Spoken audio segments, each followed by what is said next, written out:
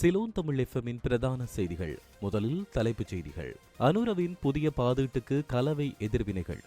நாணய நிதிய அழுத்த வரவு செலவு திட்டம் என்று விமர்சனம். வடக்குக்கு புதிய நிதி ஒதுக்கீடும் வட்டுவாகல் பால நிர்மாணமும். அனுரவின் திட்டங்களுக்கு அரசியல்வாதிகள் வரவேற்பு. அரச பணியாளர்களுக்குரிய வேதன உயர்வு அறிவிப்பில் தந்திரம் என்று ஐயம். உண்மையான அதிகரிப்பு குறைவு என்றும் விமர்சனம். சுமந்திரனின் செயலாளர் பதவியால் தமிழரசு கட்சி அழியும் என விமர்சனம்.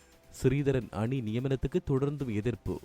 இனி தொடர்வது விரிவான செய்திகள். ஸ்ரீலங்கா அரசாங்கத்தின் இந்த ஆண்டு வரவு செலவு திட்ட அறிக்கையின் பிரகாரம் வருமானமாக 4990 பில்லியன் ரூபாய் கிடைக்கும் என மதிப்பிடப்பட்டுள்ளது. அத்துடன் இந்த ஆண்டுக்கான மொத்த செலவீனமாக 7190 பில்லியனாக இருக்கும் என கணிப்பிடப்பட்டுள்ளது. இதன் பிரகாரம் இந்த ஆண்டு வரவு செலவு திட்ட பற்றாக்குறையாக 2200 பில்லியன் ரூபாய் இருக்கும் என தெரிவிக்கப்பட்டுள்ளது. இந்த ஆண்டுக்கான அரசாங்கத்தின் எதிர்பார்க்கப்படும் செலவினங்களின் பட்டியலை வரவு செலவு திட்டத்தில் அரசாங்கம் முன்வைத்திருந்தாலும் மதிப்பிடப்பட்ட வருமானம் எவ்வாறு கிடைக்கும் என்பது தொடர்பான விரிவான விவரங்கள் எதுவும் வெளியிடப்படவில்லை என விமர்சனங்கள் முன்வைக்கப்பட்டுள்ளன. ஸ்ரீலங்கா அரசு தலைவர் அன்ருகுமார திசாநாயக்கவால் இன்று முன்வைக்கப்பட்ட வரவு செலவு திட்டம் சர்வதேச நாணய நிதியத்தின் 3 பில்லியன் கடன் திட்டத்துக்கான இலக்குகளை முன்னிலைப்படுத்திய அதேவேளை மக்களை சமநிலைப்படுத்த முயன்றதாக உலகின் முன்னணி நிதிநிலை தரவு ஊடகமான புளும்போக் தெரிவித்துள்ளது. ஸ்ரீலங்காவின் வரவு செலவு திட்டம் நேற்று பகிரங்கப்படுத்தப்பட்ட பின்னர் கொழும்பு பங்குச்சந்தையில் அனைத்து பங்குகளும் ஏறுமுகம் கண்டமை இந்த பாதீட்டை அனைத்துலக நிதிச்சந்தை சாதகமாக நோக்குவதன் அறிகுறியை ஆதாரப்படுத்தியுள்ளது. நாட்டின் நிதியமைச்சர் என்கின்ற வகையில் அரசு தலைவர் அன்ருகுமார திசாநாயக்க நேற்று தன்னுடைய சமர்ப்பித்த இந்த பாதீட்டில் வருமான வரி வரம்புகள் உயர்த்தப்படும் அதேவேளை அரச ஊழியர்களுக்கான வேதனமும் அதிகரிக்கப்பட்டதாக தெரிவித்துள்ளார். எனினும் சர்வதேச நாணய நிதியத்தின் $3 பில்லியன் கடன் நிதி திட்டத்துக்காக நியமனங்களை கடைபிடிக்கும் வகையில் இந்த பாதீடு அமைந்ததால் சில வரி உயர்வுகளை காண முடிகிறது. அரச ஊழியர்களுக்கான வேதன உயர்வு போன்ற செலவினங்களை சமாளிக்கும் வகையில் நாட்டின் எண்ணியல் சேவைகள், வாகன இறக்குமதிகள் மற்றும் குத்தகை ஒப்பந்தங்களில் புதிய வரிகள் முன்மொழியப்பட்டுள்ளன. இலங்கை நவீனத்துவத்தை எட்டுவதற்கு இதுபோன்ற ஒரு வாய்ப்பு இதற்கு முன் கிடைத்ததில்லை என்பதால் இலங்கைக்குரிய அதிக நிதியை பெறுவதற்கும் விரைவான கடன் குறைப்புக்கு உதவுவதற்கும் நாணய நிதியத்தை பின்பற்றும் வகையில் இந்த பாதீடு வந்ததாக புளும்பெர்க் குறிப்பிட்டுள்ளது. சர்வதேச நாணய நிதியத்துக்கு அடிபணிந்தே 2025 ஆண்டுக்கான வரவு செலவு திட்டம் முன்வைக்கப்பட்டுள்ளதாக எதிர்க்கட்சித் தலைவர் சஜித் பிரேமதாச தெரிவித்துள்ளார்.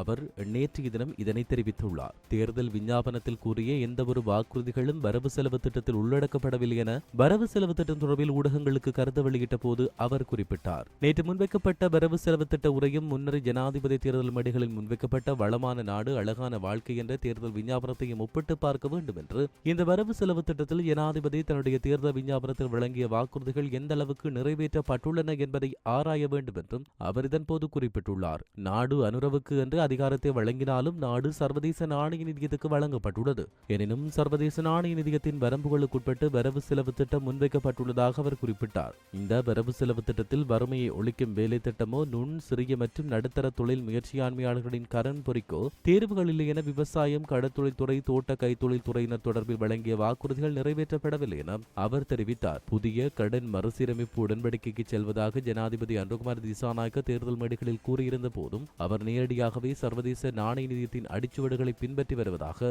சஜித் பிரேமதாச குற்றம் சுமத்தியுள்ளார். ஆட்சிக்கு வந்ததும் நாணய நிதியத்தின் உடன்படிக்கைகள் திருத்தங்களை மேற்கொள்வதாக கூறினாலும் அதற்கு மாற்றாக ஜனாதிபதி இந்த வரவு செலவு திட்டத்தை முன்வைத்துள்ளதாகவும் இந்த வரவு செலவு திட்டத்தில் திருத்தங்களை கொண்டு வர வேண்டும் எனவும் அவர் தெரிவித்துள்ளார். தேசிய மக்கள் சக்தி அரசாங்கம் முன்வைத்துள்ள 2025 ஆண்டுக்கான வரவு செலவு திட்டத்தில் வடமாகாணத்துக்கு முன்னுரிமை அளிக்கப்பட்டுள்ளமையை வரவேற்பதாக யாழ் மாவட்ட நாடாளுமன்ற உறுப்பினர் ராமநாதன் அர்ச்சுனா தெரிவித்துள்ளார். எனினும் வரவு செலவு திட்டத்தில் வடமாகாண கடற்றொழிலாளர் பிரச்சினை மற்றும் சுகாதார பிரச்சினைகளுக்கு முன்னுரிமை வழங்கப்படாமை தொடர்பில் அவர் வருத்தம் தெரிவித்துள்ளார். அதே நேரம் தையிட்டி விகாரை பிரச்சினைக்கு அரசாங்கம் விரைவில் தீர்வு காண வேண்டும் என்றும் அவர் நாடாளுமன்றத்தில் இன்று இடம்பெற்ற உள்ளூராட்சி சபை தேர்தல் சட்டமூலம் தொடர்பான விவாதத்தில் கலந்து கொண்டு இதனை கூறியுள்ளார். ஸ்ரீலங்கா அரசு சேவையாளர்களுக்கு குரல் கொடுப்பதாக கூறிய ஜனாதிபதி அன்ருகுமார திசாநாயக்க தற்போது அரச ஊழியர்களின் எண்ணிக்கையை குறைக்க வேண்டும் என்று தெரிவிப்பதாக ஐக்கிய மக்கள் சக்தி நாடாளுமன்ற உறுப்பினர் கலாநிதி கஷ்ட டி சில்வா தெரிவித்துள்ளார். தற்போதேனும் தாம் முன்மொழிந்த சுயாதீன சந்தை பொருளாதாரத்துக்கு தேசிய மக்கள் சக்தி அரசாங்கம் இணங்கியமை தொடர்பில் அவர் மகிழ்ச்சி அடைவதாக குறிப்பிட்டுள்ளார். ஸ்ரீலங்காவின் உள்ளூராட்சி மன்ற தேர்தல் எதிர்வரும் ஏப்ரல் மாதம் நடத்தப்படலாம் என எதிர்பார்க்கப்படும் நிலையில் பிரதான எதிர்க்கட்சியான ஐக்கிய மக்கள் சக்திக்குள் முரண்பாடுகள் எழ ஆரம்பித்துள்ளன. ஸ்ரீலங்கா முன்னாள் ஜனாதிபதி ரணில் விக்ரமசிங்கவின் வரவு செலவு திட்டத்தின் நீட்சியே தேசிய மக்கள் சக்தி அரசாங்கத்தின் வரவு செலவு திட்டம் என ஐக்கிய தேசிய கட்சியின் தவிசாளர் பஜிர அபிவர்த்தன தெரிவிக்கின்றார். ஸ்ரீலங்காவின் தற்போதைய அரசாங்கம் முன்னாள் ஜனாதிபதி ரணில் விக்ரமசிங்கவின் வரவு செலவு திட்ட புத்தகத்தின் பின்னட்டையில் உள்ள பெயரை மாத்திரம் மாற்றிவிடுவதாக ஐக்கிய தேசிய கட்சியின் தவிசாளர் பஜிர அபிவர்த்தன குறிப்பிட்டார். வரவு செலவு திட்டத்தில் உள்ள ஒரே புதிய திட்டம் தூய்மையான இலங்கை திட்டம் என்று கூறிய அபிவர்த்தன அனைத்து திருத்தங்களும் பிற திட்டங்களும் ரணிலின் திட்டங்கள் என்றும் குறிப்பிட்டுள்ளார். சர்வதேச நாணய நிதியத்தின் ஒப்பந்தங்களின்படி வரவு செலவு திட்டம் சமர்ப்பிக்கப்பட்டுள்ளதாக அவர் சுட்டிக்காட்டியுள்ளார்.